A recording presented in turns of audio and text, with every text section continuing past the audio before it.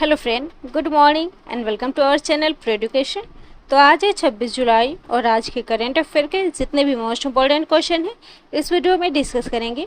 तो अगर आप चैनल पर नए हैं तो प्लीज़ चैनल को सब्सक्राइब कर लीजिए, बेल आइकन प्रेस कर लीजिए ताकि आने वाले नेक्स्ट वीडियो का नोटिफिकेशन आप तक पहुँच सके। चलिए स्टार्ट करते हैं आज के करंट अफेयर का फर्स्ट क्वेश्चन। आज का पहला क्वेश्चन है, भारतीय संसद के किस सदन में हाल ही में आवश्यक रक्षा सेवा विधेयक पेश किया गया है? तो इसका राइट आंसर होगा ऑप्शन सी, लोकसभा। तो हाल ही में लोकसभा में एक आवश्यक रक्षा सेवा विधेयक लागू किया गया है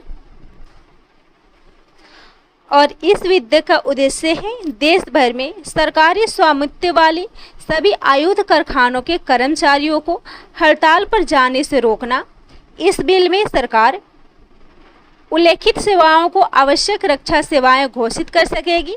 तो इस विधेयक को पारित किया है लोकसभा ने, जो कि भारतीय संसद का निचला सदन है और भारतीय संसद का ऊपरी सदन राज्यसभा है।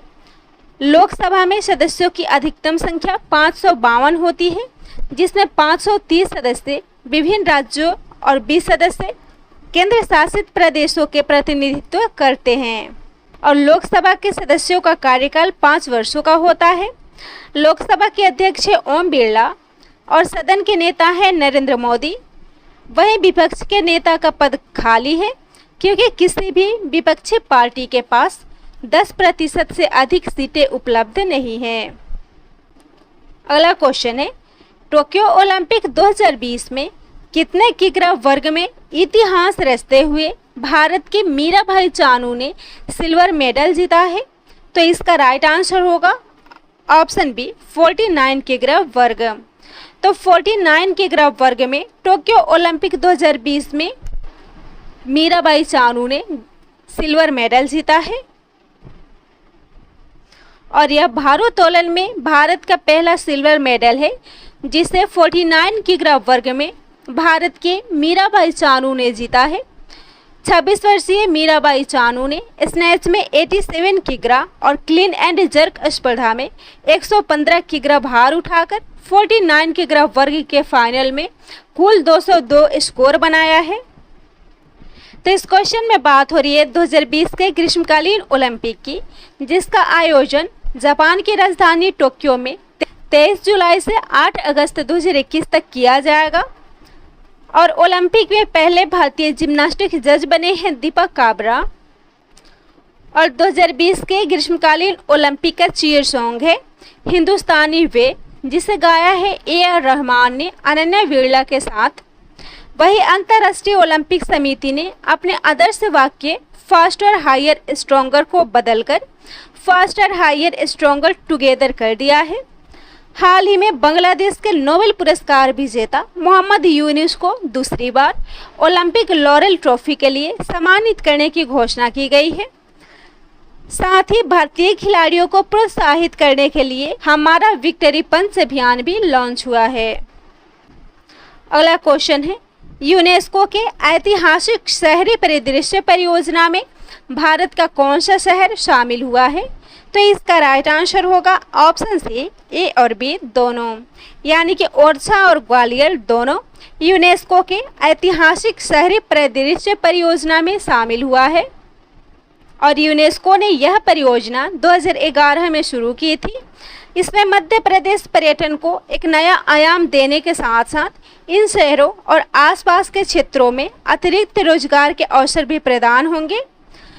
तो भारतीय शहर वाराणसी और अजमेर सहित दक्षिण एशिया के 6 शहर पहले से ही इस योजना में शामिल हैं और इसी क्रम में ग्वालियर और ओरछा को भी दक्षिण एशिया के 7वें और 8वें शहरों के रूप में शामिल किया गया है। तो यह बात हो रही है यूनेस्को की, यानी कि संयुक्त राष्ट्र शैक्षिक, वैज्ञानिक और सांस्कृतिक संगठन की, जो दुनिया भर में ऐतिहासिक और सांस्कृतिक स्थलों को संरक्षित करने में मदद करता है। यह फ्रांस में स्थित बहुराष्ट्र एजेंसी है, जिसकी स्थापना 1945 में की गई थी और यह साक्षरता और यौन शिक्षा के साथ साथ दुनिया भर के देशों में लैंगिक समानता में सुधार को भी बढ़ावा देता है और यह विश्व धरोहर स्थलों को पहचानने और प्राचीन खंडर, गांवों और मंदिरों और ऐतिहासिक स्थलों जैसे कि सांस्कृतिक और विरासत स्थलों को भी संरक्षण प्रदान करता है। अगला क्वेश्चन है, हाल ही में आयकर दिवस कब मनाया गया है? तो इसका राइट आंसर होगा ऑप्शन सी 24 जुलाई को। तो हाल ही में आयकर दिवस 24 जुलाई को मनाया गया है और इसे केंद्रीय प्रत्यक्ष बोर्ड के द्वारा 24 जुलाई 2020 से शुरू किया गया था। 24 जुलाई 1860 को भारत में पहली बार सर जेम्स विल्सन के द्वारा आयकर प्रस्तुत किया गया था और इसी के उपलक्ष्य में केंद्रीय प्रत्यक्ष कर बोर्ड के द्वारा 24 जुलाई 2020 से आयकर दिवस मनाने की शुरुआत की गई थी। तो यहाँ बात हो रही है केंद्रीय प्रत्यक्ष कर बोर्ड की, जो आयकर विभाग की नीति निर्माण के लिए नोडल एजेंसी है। आयकर विभाग केंद्रीय वित्त मंत्रालय के अधीन कार्य करता है और यह एक संवैधानिक संस्था है जिसकी स्थापना केंद्रीय राजस्व बोर्ड अधिनियम 1963 के अंतर्गत की गई थी और प्रत्यक्ष कर नीति निर्माण के संदर्भ में यह देश की सर्वोच्च संस्था है और यह बोर्ड देश में प्रत्यक्ष कर कानून प्रवर्तन के लिए भी उत्तरदायी है। तो यह बात हो रही है केंद्रीय प्रत्यक्ष कर बोर्ड की। जगन्नाथ विद्याधर महापात्र केंद्रीय प्रत्यक्ष कर बोर्ड की स्थापना हुई थी 1924 में और इसका मुख्यालय है नई दिल्ली। अगला क्वेश्चन है, मैक्स बूपा हेल्थ इंश्योरेंस अब किस नाम से जाना जाएगा? तो इसका राइट आंसर होगा ऑप्शन सी नीवा बूपा। तो हाल ही में Max Bupa health insurance Niva Bupa के नाम से रीब्रांड हुआ है। तो स्वास्थ्य बीमा company Max Bupa health insurance Niva Bupa के नाम से रिब्रांड हुआ है। नीवा बूपा का लक्ष्य वित्त वर्ष 2021-22 तक 2,500 करोड़ की कंपनी बनाना है और वित्त वर्ष 2025 तक 1.2 करोड़ से अधिक लोगों को स्वास्थ्य बीमा के दायरे में लाने की कोशिश है। तो इस क्वेश्चन में बात हो रही है मैक्स बूपा की, जिसके वर्तमान में 13 बैंक भागीदार है और इस प्रकार 35,000 बैंक शाखाओं तक यह पहुंच प्राप्त कर रहा है, जिसके माध्यम से वह अपने उत्पादों यानी प्रोडक्टों को वितरित करता है। और बैंक भागीदारों के अलावा मैक्स बूपा ने गैर बैंक भागीदारों के साथ भी गठजोड़ किया है, जिसमें डिजिटल गैर बैंक भागीदार भी शामिल हैं। अगला क्वेश्चन है, AIFF महिला फुटबॉलर ऑफ द ईयर 2020-21 किसे चुना गया है? तो इसका राइट आंसर होगा ऑप्शन बी नंगम बाला। तो हाल ही में 2020-21 के लिए AIFF महिला फुटबॉलर ऑफ द ईयर नंगम बाला को चुना गया है। तो भारतीय राष्ट्रीय महिला टीम की नंगम बाला को अखिल भारतीय फुटबॉल महासंघ की महिला फुटबॉलर ऑफ द ईयर 2020-21 के रूप में चुना गया है और वह यूरोप में एक विदेशी क्लब के साथ भी एक अनुबंध पर हस्ताक्षर करने वाली पहली भारतीय महिला फुटबॉलर है। तो यह बात हो रही है अखिल भारतीय फुटबॉल महासंघ की, जिसके अध्यक्ष प्रफुल्ल पटेल। स्थापना हुई थी 23 जून 1937 को और मुख्यालय है द्वारका, दिल्ली।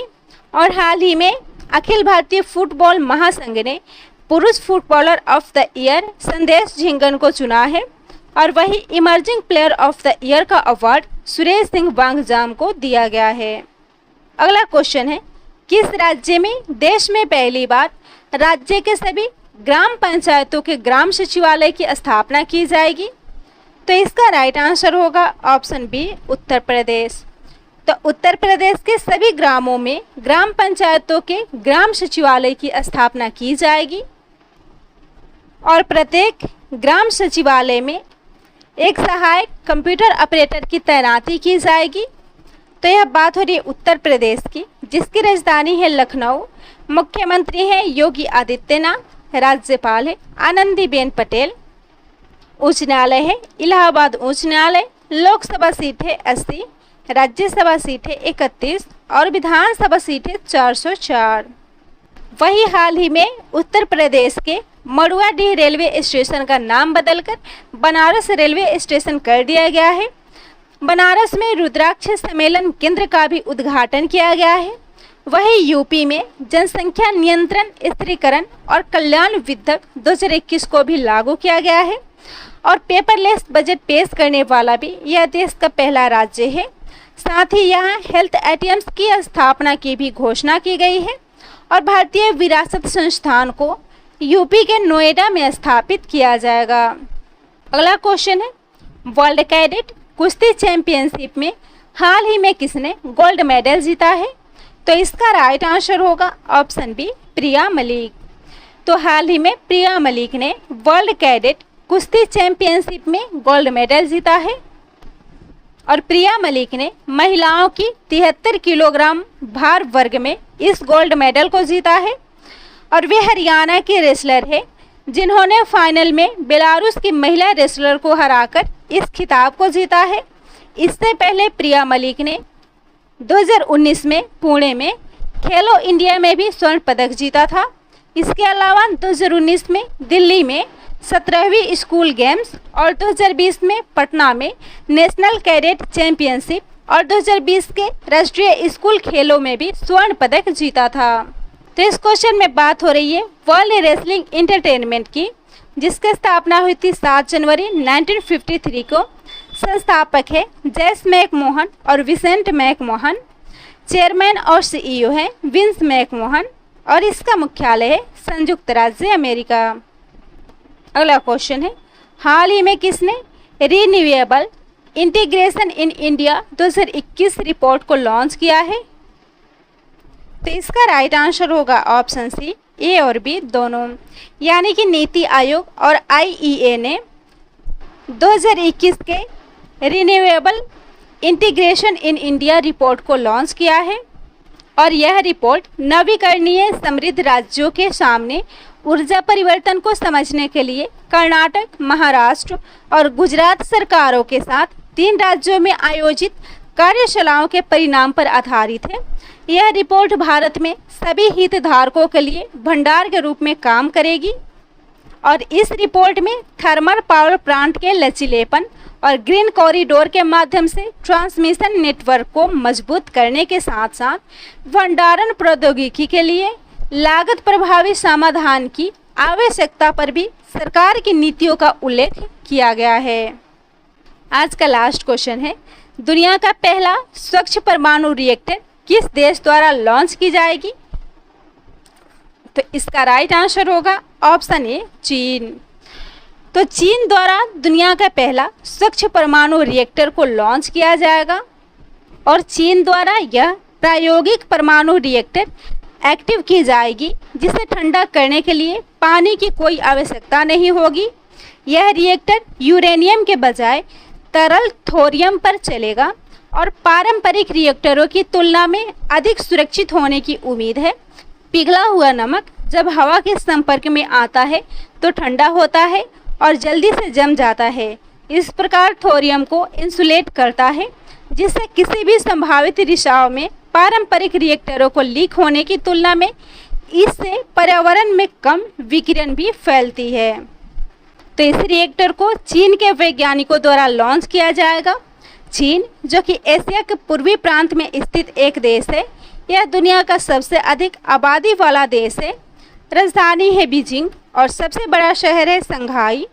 राष्ट्रपति है शी जिनपिंग और दुनिया का दूसरा सबसे बड़ा जल विद्युत बांध भी इसके द्वारा निर्माण किया जा रहा है और चीन ने हाल ही में 3 चाइल्ड पॉलिसी को लागू किया है। और दुनिया का पहला कृत्रिम सूर्य भी चीन के द्वारा विकसित की गई है। वही पहली बार बर्ड फ्लू H10N3 से मनुष्य में संक्रमित होने का मामला भी चीन में मिला है।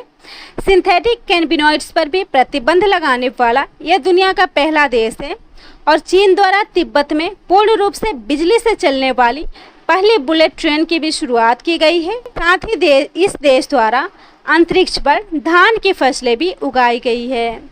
तो यह था आज के करंट अफेयर का टॉप 10 इम्पोर्टेंट क्वेश्चन।